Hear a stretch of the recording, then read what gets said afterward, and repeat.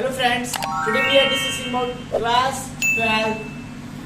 तो क्लास 12 इसलिए बोलते हैं मेरे बच्चों ताकि आप लोग ना समझ सको कि हम किस टॉपिक पर बात करने वाले हैं। हम बात करने वाले इंपॉर्टेंट क्वेश्चंस की जो पेपर में आने वाले हैं, लेकिन उससे पहले मैं आपको एक एक क्वेश्चन बनाने से पहले एक एक टॉपिक के बारे में जरूर बताऊंगा।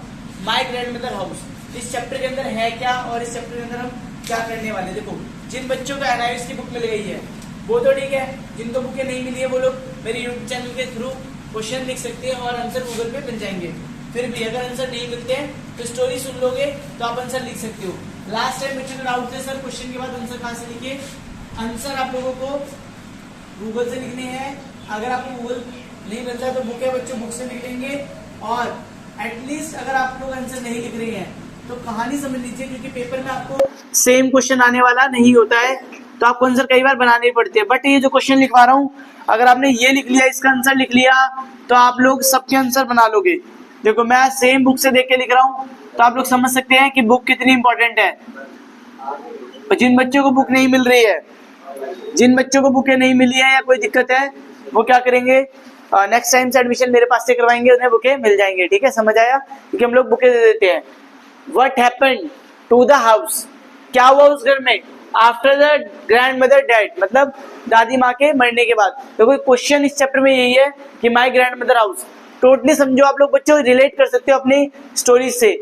अगर हम लोग पुराने गांव में जाते हैं, किसी की ग्रैंड मदर, या हम कह सकते हैं ग्रैंड मदर ना, पर दादी या दादी माँ, किसी के घर में डेथ होती है जब, और आप लोग गांव में जाके देखेंगे तो वहां पर डेथ के बाद ये कहते हैं कि इसमें जो हमारा राइटर है वो जब पहले जाता था दादी के पास तो उसे बहुत सारा लव, अफेक्शन, बहुत सारी चीजें थी, रिलेट करता था गांव में जाके, एंजॉय करता था उन चीजों को। लेकिन हुआ क्या, दादी जी की मृत्यु हो गई। और दादी जी की मृत्यु के बाद हमारा जो राइटर है वो बहुत सैड फील करने लगा। वो मोस्टली टाइम कह सकते हैं ना, घर आ तो शहर गया है, लेकिन कहता है कि वो घर जिस घर में कभी क्या था, खुशियां घूमती थी, जिस घर में हजारों बुकें थी, जिस घर में हजारों चीजें थी पढ़ने वाली, उसने एंजॉय किया था कई मोमेंट्स, जैसे बचपन में रहना, चाय पीना ना, खाना खाना, बहुत सारी चीजें होती है जो हम लोग करते हैं। इनके बारे में बताया नहीं गया, बट आप ये समझ सकते हैं कि बचपन में भी चीजें करते हैं, वो चीजें आज खत्म हो चुकी हैं। हमारा राइटर क्या महसूस करते हैं वहां पर, साइलेंस। कहता है जिस दरवाजे के पास, जिस घर के पास सारे लोग रहा करते थे, जहां पर कभी एनिमल्स घुमा करते थे, जहां पर कभी ब्यूटीफुल सुंदर आवाजें थी, आज वहां सिर्फ सांप रेंगता नजर आता है। वहां पर शांति नजर आती है, वहां एयर के कहते हैं हवा के चलने की आवाज नजर आती है। और वो सुंदर घड़ी अंधेरे में छाके बन गई है ना, पूरी रोशनी की जो थी ना खिड़की, और उस खिड़की से जब रोशनी आती है घर के अंदर, आपने देखा होगा, कहते उस रोशनी के अंदर आपको अंधेरा नजर आएगा, बहुत खतरनाक सा अंधेरा। कुछ पलों ने उस लाइफ को चेंज करके रख दिया है। तो उसकी दादी, इस कहानी में है क्या, उसकी दादी माँ की मृत्यु हो जाती है, और उस मृत्यु के बाद जब वो कभी घर जाने के बारे में सोचता है या जो गया होगा, तो उसने उसके बारे में लिखा है कि वो घर क्या हो गया, अब वीराना जंगल सा हो गया, मतलब बिल्कुल खत्म सा, जहाँ पर कुछ भी नहीं है, ना रोशनी, ना धूप, ना छाया। और वहां पर कौन रहता है, वाइल्ड एनिमल्स। वो घर जंगली हो चुका है ना, डरावना, रहस्यमय घर लगने लगा है। ज्यादा डीप में नहीं जाना है क्योंकि कविताएं 1 या 2 नंबर का क्वेश्चन इस पे आएगा। अगला चैप्टर बहुत इंपॉर्टेंट है मेरे लिए, जो आपको लिखवा रहा हूँ, आएगा ही आएगा उससे question. My son will not be beggar. देखो, मैं चैप्टर के साथ क्यों लिखवा रहा हूँ, क्योंकि बच्चों को कंफ्यूजन नहीं होती है सर चैप्टर का नाम क्या है। चैप्टर का नाम है माई son will not be beggar. देखो, विल नॉट आ बैगर, ठीक है, बैगर भी। तो देखो, मेरा इसमें क्या है, मेरा माई सन मतलब मेरा बेटा कभी भिखारी नहीं बनेगा। इस कहानी को समझते। देखो, यहाँ पर एक बच्चा है जो 8 साल का, 7 साल का है और अपनी लाइफ एंजॉय कर रहा था अच्छे तरीके से। एंजॉय करने का मतलब होता है, देखो बच्चों, नॉर्मल लाइफ जीने से ऑस्पिशियस लाइफ, मतलब काफी अच्छी लाइफ जी रहा था, जहाँ पर उसके पास सारी चीजें अवेलेबल थी, और वो अपनी सिस्टर के साथ, फादर मदर के साथ रहता था और अच्छी लाइफ, अपना अच्छा चाइल्डहुड जी रहा था। लेकिन सडनली उसे क्या हो जाता है, एक बीमारी हो जाती है, और उस बीमारी के थ्रू वो अपनी लाइफ में क्या करता है, सब कुछ खो देता है। आप समझ पा रहे हो कि जैसे अभी उस बच्चे को, जैसे आप लोग एग्जांपल ले लो, है ना, अभी मेरे को मार्कर विजिबल है तो मैं इसे अच्छे से रियलाइज कर पा रहा हूँ, लेकिन ये विजिबल ना, मुझे दिखाई ना दे और मुझे इसे टच करके छूना पड़े तो कितनी शर्मिंदगी महसूस होगी, क्योंकि वो पहले उसके पास आंखें थी, अब उसकी आंखें खो गई थी। कहते हैं कि उसकी धीरे धीरे वीकनेस गई, उसकी लाइफ में धीरे धीरे डार्कनेस आ गया, और उसकी लाइफ पूरी ट्रेजर मतलब खतरनाक मेमोरीज से भर गई। अब वो जो उसकी यादें थी, कौन सी यादें, जब वो सब कुछ देख सकता था। जैसे मान लो वो कुछ भी कर रहा है, खेल रहा है, घर पे बैठा हुआ है, तो पहले वो जो चीजें देखता था वो उन चीजों को नहीं देख पाता था, तो उसके लिए लाइफ बहुत बेकार था। उसकी रेनबो, कहते हैं ना रेनबो का कलर जा चुका है। अब हम जानते हैं कि ऐसा हुआ क्यों। उसकी वो एक डिजीज हो गई थी, और प्रोलॉन्ग डिगनेस, कहते हैं ना एक लंबे समय बीमारी से सफर करने की वजह से। हमारी बॉडी में 5 सेंसेस होते हैं, सबको पता है 5 मुख्य सेंसेस कौन से, ईयर, आई, नोज, टंग, स्किन। तो पांचों में से एक सेंस ऑर्गन आई उसकी लाइफ में नहीं था, इसीलिए वो बहुत ज्यादा परेशान रहने लगा। और उसकी मदर ने उसका इलाज कराने के लिए क्या किया, आपको पता है हमारे यहाँ पर लोग क्या करते हैं, थोड़े से पुराने जमाने में चले जाते हैं और वहां से जाके कुछ ऐसे बाबा साधु की तरह जड़ी बूटियां लेके आते हैं जो एक्चुअली में हार्मफुल होती है ना। 1937 की घटना बताई गई है, और ये लोग कहाँ रहते थे, गुजरात में रहते थे, और फिर इन्होंने शिफ्ट किया पंजाब में। अब उसकी सीखनेस की वजह से ये पंजाब लाहौर के अंदर चले गए, और वहां पर माय फादर, मेरे फादर जब ट्रांसफर हुआ करनाल से, तो उन्होंने बताया कि ज्यादा टेंशन की कोई बात नहीं, उन्होंने अपनी फैमिली और रिलेटिव्स को भी छोड़ दिया। क्यों, क्योंकि भाई देखो सब लोग वही सवाल पूछ रहे थे, कैसे हो गया, क्यों हो गया, अब क्या करेगा ये। और ज्यादा लोग मानते हैं कि अंधे लोगों का काम क्या है, पैगर मतलब भीख मांगना है। बट इसकी फैमिली ऐसा नहीं चाहती थी, और इनकी फैमिली ने इसका इलाज कराने की कोशिश करी। एक छोटा सा इंसिडेंस और बताया गया, इसकी मम्मी क्या करती है, एक बाबा से वो लेकर आते बबूत और इस वेदास, है ना, तो वो बबूत उसकी आंखों पे लगा देती है, पर उससे उसे बहुत जलन होती है, उससे उसका इलाज नहीं होता है। फिर कई बार ऐसे उसको फालतू के लोग बोलते हैं ना, चीजें ट्रिक्स बताती है कि अगर, हाँ, यहाँ के लोग जो इनके घर वाले थे ये हकीमों को मानते थे ना, हकीम्स के पास जाते हैं और वहां पर रिलीजियस, कहते हैं ना, एक इलाज कराते हैं ताकि आंखें ठीक हो जाएं। कहते हैं सुरमा, आपने सुना होगा, सुरमा मतलब काजल टाइप होता है, वो लोग लगाते हैं इनकी आंखों में, लेकिन उससे बहुत जलन होती है बच्चे को, बच्चा ठीक नहीं होता है। और उसके फादर बहुत एंग्री होते हैं इस बात को सुन के, बहुत गुस्सा आता है उनको कि ऐसी चीजें नहीं करनी चाहिए। पर उसकी माँ जो थी वो ऐसी छोटी मोटी एक्टिविटी, क्योंकि देखो माँ तो माँ है, और उसके अंदर एक दया भाव था, वो चाहती थी उसका बच्चा ठीक हो जाए, और वो ऐसे बाबा इसकी बात पे आ जाती थी। How did Vedas father deal, तो उसके फादर ने सोचा कैसे इलाज करे इसका, तो उन्होंने एक लंबे प्रोसीजर के बाद, मतलब काफी समय बिताने के बाद, उसे एक अच्छे स्कूल में डलवाया, जहां पर उसके फादर ने उसकी शिक्षा का बात करी, जिससे वो जहाँ पर अंधे लोग रहते हैं पढ़ सकते हैं। तो डॉक्टर एच आएगा, डॉक्टर RM होल्डर, याद रख लो नाम बच्चों, कई बार क्वेश्चन नाम पे आ जाता है। Doctor RM हेल्डर, principle of Dadar school, कहाँ का स्कूल था, दादर स्कूल के थे, जो ब्लाइंड बॉम्बे, जो बॉम्बे के अंदर था, जहाँ पर ब्लाइंड बच्चों को रखा जाता था। उसके फादर ने बात करी और एडवाइस लेने की कोशिश करी कैसे करा जा सकता है, तो फिर फाइनली उसे वहां पर भेज दिया गया स्कूल में, ब्लाइंड स्कूल में। She could not understand the reason for sending me my 100 miles, उसे भेजा गया स्कूल्स में, और वो वहां पर रहने लगा जहां पर अंधे बच्चे रहते थे। और फाइनली उसने वहां से, कह सकते हैं उसकी आंखें तो नहीं आई, बट उसने वहां से अंधे लोगों की तरह, कह सकते हैं ना, उनकी जो ब्रेली लैंग्वेज है, ब्रेली मतलब ब्लाइंड लोगों की एक लैंग्वेज थी ब्रेली, वो पढ़ना सीखा। तो इस पूरी कहानी में बताना चाहते हैं कि ओवरऑल कि एक फादर जो है वो डिसीजन ले रहा है किसके थ्रू, एक प्रोसेस के थ्रू, और एक मदर सिंपैथी, प्रेम, लगाव, लव, अफेक्शन की वजह से जल्दी डिसीजन ले रही है, और एक बच्चा ब्लाइंड हो गया है। तो इसमें क्वेश्चन क्या बन सकता है, देखो इससे 2 इंपॉर्टेंट क्वेश्चन बनते हैं, हम वो दोनों क्वेश्चन करने वाले, बहुत इंपॉर्टेंट है इसमें, और इनके आंसर आप लोग खुद बता सकते हैं अगर मेरा क्वेश्चन पढ़ेंगे, ध्यान से सुनेंगे आप लोग। मैं आप लोगों को क्यों डायरेक्ट क्वेश्चन बता रहा हूँ, क्यों एक्टिव रख रहा हूँ क्लास में, ताकि आप लोग क्लास के अंदर ही रहे और क्लास से बाहर न जाए। ओके, वेदा मदर पुट्स देमसेल्फ, देखो इसका लिख सकते हैं, 2 क्वेश्चन लिखूंगा मैं। क्वेश्चन नंबर 1 इसका ये बनता है, how was child become blind, वो ब्लाइंड अंधा कैसे हुआ। तो आपको क्या लिखना है, एक लंबी बीमारी के चलते हुए, प्रोलॉन्ग्ड सिकनेस में सफर करते करते वो ब्लाइंड हो गया,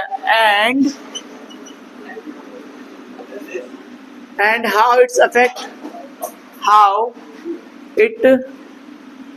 इट्स अफेक्ट, किस तरीके से, how it's affect in his life, उसकी लाइफ में कैसे अफेक्ट किया। क्वेश्चन नंबर 2,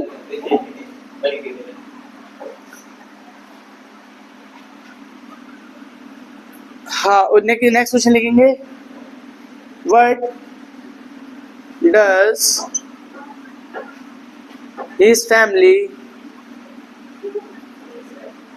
फॉर क्योर, उसकी फैमिली ने ध्यान रखने के लिए क्या किया। देखो, तो आप लोगों को याद है उसकी फैमिली ने क्या किया, आप लिख सकते हो। उसकी माता श्री ने क्या किया, बहुत सारे किससे मिले, हकीम से मिले, वहां से सूरमा लेके आए, उसकी आंखों में लगाया, बट वो ठीक नहीं हुआ। उसके फादर ने क्या, उसके फादर ने डॉक्टर से मिले और उसे स्कूल RM हेल्डर नाम के डॉक्टर से मिले, जो बॉम्बे के अंदर रहते थे, और उन्हें वहां पे स्कूल भेजा गया ताकि वहां से शिक्षा प्राप्त कर सके। ठीक है, और सबसे बड़ा उनकी फैमिली ने क्या किया, शिफ्ट किया, कहां से, गुजरात से कहां गए, पंजाब आ गए, करनाल के अंदर। ठीक है, क्वेश्चन 2 हो गए। अब हम क्वेश्चन नंबर 3 देखेंगे, जो आएगा ही आएगा, the tiger in a tunnel. ये चैप्टर बहुत इंपॉर्टेंट है, और एक क्वेश्चन है द रोड नॉट टेकन। मैं आपको दोनों बता देता हूँ, इन दोनों क्वेश्चन से बाहर नहीं आएगा, ध्यान रखना बच्चों। जो क्वेश्चन लिखवा रहा हूँ वो क्वेश्चन आने ही आने हैं, और इनकी समरी बता के चल रहा हूँ आपको, ताकि आप लोगों को इंटरेस्ट आ सके कि हम पढ़ने क्या वाले हैं। देखो, the tiger in the tunnel, इसको तो मैं आपको सिर्फ 3 से 4 वर्ड में बता दूंगा, क्योंकि टाइम बहुत कम है हमारे पास और बच्चों को बहुत सारे क्वेश्चन करने होंगे। The tiger in the tunnel. अब बच्चे ये मत करना कि आप लोग क्या करो, मुझे पॉज करके क्वेश्चन जल्दी लिख लो, या मुझे है ना स्किप करके सीधा क्वेश्चन लिख लो। नहीं, कोई फायदा नहीं होगा अगर आपको समरी नहीं पता होगी। कई बार क्वेश्चन बाहर से, मतलब जैसे इसी क्वेश्चन को घुमा के दे देंगे और आप आंसर नहीं लिख पाओगे। देखो, the tiger in the tunnel, इसका मतलब है एक शेर कहाँ पर है, टनल के अंदर है। अब देखो इस चैप्टर के अंदर हमने क्या पढ़ने वाले हैं, एक फैमिली है जो अच्छे से सर्वाइव कर रही है, रह रही है, लेकिन उन्हें एक बार इंसिडेंटली किससे मिलने का मौका मिल जाता है, टाइगर से। और टाइगर कहाँ मिलता है उन्हें, टनल में। तो ये बहुत कहानी बहुत डीप लंबी है, मैं शॉर्ट में सुना सकता हूँ 2 से 3 मिनट के, 2 मिनट में नहीं लूंगा, 1 मिनट के अंदर। समरी में इतना याद कर लो कि एक व्यक्ति है जो अपनी फैमिली के साथ एंजॉय कर रहा है, रह रहा है अच्छी जगह। वो रेलवे स्टेशन के पास में रहता था, बीच में एक जंगल था, तो वो मोस्टली आता जाता रहता था, उसे कोई दिक्कत की बात नहीं थी। एक दिन क्या होता है, इमीडिएटली वो आ रहा था, उस टनल के अंदर से क्या मिल जाता है, टाइगर मिल जाता है। तो बहुत कह सकते हैं ना एफर्ट्स के साथ टाइगर से कह सकते हैं लड़ाई करता है, लड़ाई करना कह सकते हो, ठीक है। वो उससे बचने की कोशिश करता है और अपने आप को सिक्योर करता है उससे। देखो इसकी लास्ट लाइन पढ़ूंगा, आपको समझने की कोशिश करनी है। He sat down in the darkness and wait for the train, sang softly to himself, there is nothing to be afraid। देखा, डरते थे वो, पर उस टाइम पे जब टाइगर से मिलना था, कह सकते मिलने के बाद उसके मन से वो डर निकल गया, किस चीज का, टाइगर का। अच्छा, 2 क्वेश्चन बनते हैं, इस पे लिखेंगे हम।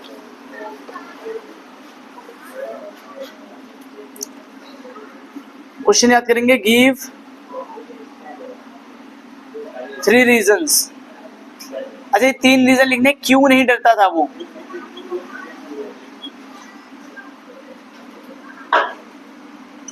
वाई टैम्बू। अगर आपने ये याद कर लिया ना 3 रीजन क्यों, तो काफी हद तक आप सारे क्वेश्चनों के आंसर लिख पाएंगे। Was not afraid of anything.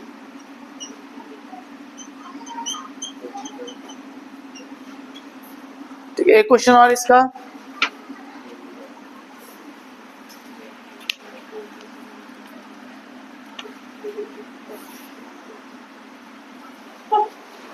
ठीक है। उसका क्वेश्चन आप लोग ऐसे लिख सकते हैं, what happened to the tiger. आप पूरा याद कर लीजिए, what happened in the story of tiger.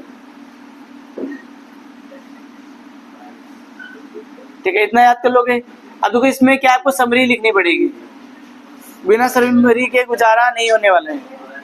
ठीक है, अब ध्यान से सुनो, द रोड नॉट टेकन,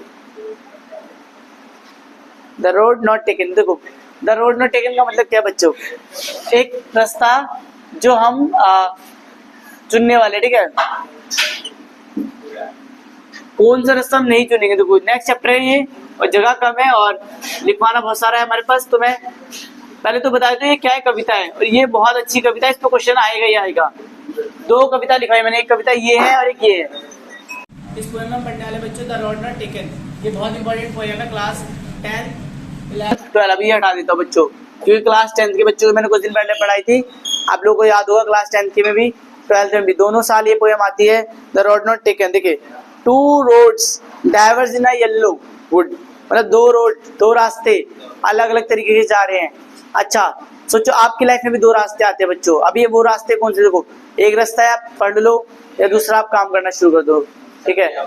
तो आप पढ़ लोगे तो क्या होगा, आपको पता है एक अच्छी लाइफ जीने की शुरुआत हो जाएगी, और अगर आप नहीं पढ़ते हो तो आपकी लाइफ स्पॉइल हो रही है, ठीक है।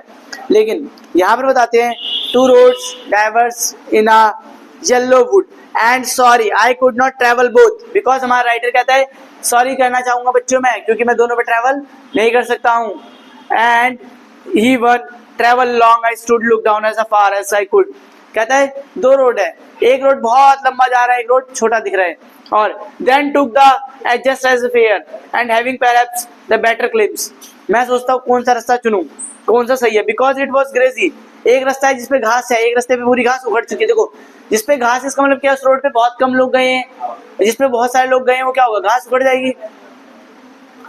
Throw so as far the passing there had worn them really about the same, जब मैं जाना कोशिश करता हूँ तो सोचता हूँ दोनों रास्ते क्या है, एक जैसे ही है, but and both morning equally ले it leaves no step had prudent black, देखिए एक पे पत्तियां हैं, एक पे पत्तियां जा चुकी है, मतलब जिसमें बहुत सारे लोग जाते हैं, एक कॉमन रास्ता है जिसपे सब लोग जा रहे हैं, एक रास्ता है यूनिक जिसे हमें खुद चुनना होता है, खुद बनाना होता है। I kept first for another day, कहते हैं शायद मैं उस रास्ते पे पहला व्यक्ति भी होऊंगा, yet knowing how will lets to be I doubted, देखिए टोटल पोएम में बोलता है कि मैं डाउट में हूँ कि मैं कौन सा रास्ता चुनूं, कौन से साइन को फॉलो करूं। सम कुछ पे कई लोगों की उम्र निकल गई जाते थे और कई लोगों पे बहुत कम लोग गए। आई took one less travelled by, मैंने वो रास्ता चुना जिसपे बहुत कम लोग चले हैं, and that was has made all the difference, इसीलिए उस रास्ते ने मुझे सबसे अलग बनाया। देखो सिंपल सा रास्ता क्या, पहला क्या बच्चों सबको पता है, नॉर्मल लाइफ जी लो, है ना, नॉर्मल एक्टिविटीज कर लो, नॉर्मल चीजें कर लो। दूसरा क्या, आप थोड़े हार्ड वर्क करो, जैसे अभी आपने देखा होगा हमारे बहुत सारे स्पोर्ट्स में गोल्ड मेडल्स आए, तो उन प्लेयर्स ने कुछ अच्छी एक्टिविटीज करी है। बहुत सारे लोग आईएएस बनते हैं, आईपीएस बनते हैं, तो वो लोग क्या करते हैं, अपना रास्ता अलग कर लेते हैं। 50 स्टूडेंट्स की क्लास में 2 स्टूडेंट्स होते हैं जो अच्छी जॉब या अच्छी लेवल में पहुंच पाते हैं, बाकी 48 बच्चे अपनी लाइफ स्पॉइल कर देते हैं। क्यों? क्योंकि 48 बच्चे जो है कॉमन रास्ता चुनते हैं। कौन सा रास्ता? क्लास में बैठ के बातें करनी है, ना पढ़ना, टाइम वेस्ट करना, है ना, सेम। लेकिन अगर 2 लोग जो हैं वो लोग क्या करते हैं, एक अच्छा रास्ता चुन पाते हैं जिसमें हार्ड वर्क करना होता है। तो अब ये क्वेश्चन आ सकता है कि हमारे राइटर ने वही रास्ता क्यों चुना जिसपे कम लोग चले थे। यह क्वेश्चन ये आ सकता है, why does the poet call the wood yellow would, who is traveller, why does the feel sorry, would traveller कौन था, हमारा पोएट था। सॉरी क्यों बोला उसने, क्योंकि वो दोनों रास्तों पे नहीं चल सकता, कोई भी व्यक्ति 2 रास्तों पे एक साथ नहीं चल सकता। अगला, why does the poet look down the roads as far as he can see, वो रास्ते को कहां तक देखता है, जहां तक वो देख पाता है, और ऐसे करने की कोशिश करता है ताकि वो जान सके कि कौन सा रास्ता बेटर है। Why does the other road have better claim, वो कहता है दूसरा रास्ता क्यों बेटर है, क्यों बोलता है। देखो सिंपल, जैसे एक रास्ता है जिसपे सब लोग, जैसे आप लोगों ने देखा होगा 12वीं पास करी नॉर्मल नौकरी लग जाती है ना, 10वीं पास करी नॉर्मल लग गई, कुछ ग्रेजुएशन के बाद नौकरी लग गई, ये क्या है, नॉर्मल पाथ है। ये कहते हैं बेटर है भाई, ये पढ़े लिखे नौकरी लग गई। लेकिन दूसरा रास्ता है बिजनेस का है, आप पढ़ो लिखो स्ट्रगल करो बिजनेस डालो, क्या पता फ्लॉप हो जाए, 90% चांस होता है फ्लॉप होने के। तो कहना क्या चाह रहे हैं कि जो दूसरा रास्ता है बहुत ज्यादा रिस्की है, और पहला रास्ता जिसपे जो हमारा राइटर बोलता है वो बहुत आसान है। लेकिन फिर भी राइटर ने कौन सा चुना, दूसरे वाला, क्योंकि देखो अगर उसे कुछ करके दिखाना था इसलिए। What do the 2 roads stand for in the poem, देखो क्वेश्चन आ गया, और ये क्वेश्चन मुझे भी अच्छा लग रहा है, आप लोगों को भी अच्छा लगेगा। मैं सीधा क्वेश्चन लिख रहा हूँ, क्वेश्चन का नाम याद रखेंगे, द रोड नॉट टेकन से what do the roads stand in the poem, याद रहेगा, ये क्वेश्चन आ सकता है। एक क्वेश्चन लिखूंगा जो मेरे को लगता आएगा, why was writer choose the second road, the less the path, चलो ये बताओ उसने वो वाला वो पाथवे ही क्यों चुना। ये 2 क्वेश्चन आप लिख लेंगे। देखो मैंने 4-5 क्वेश्चन लिखवा दिए बच्चे, इंपॉर्टेंट है, आप लोग इनके एक बार समरी देखेंगे और इसको लिख लेंगे, उसके बाद मैं दूसरी वीडियो लेके आता हूँ, ठीक है। Thank you.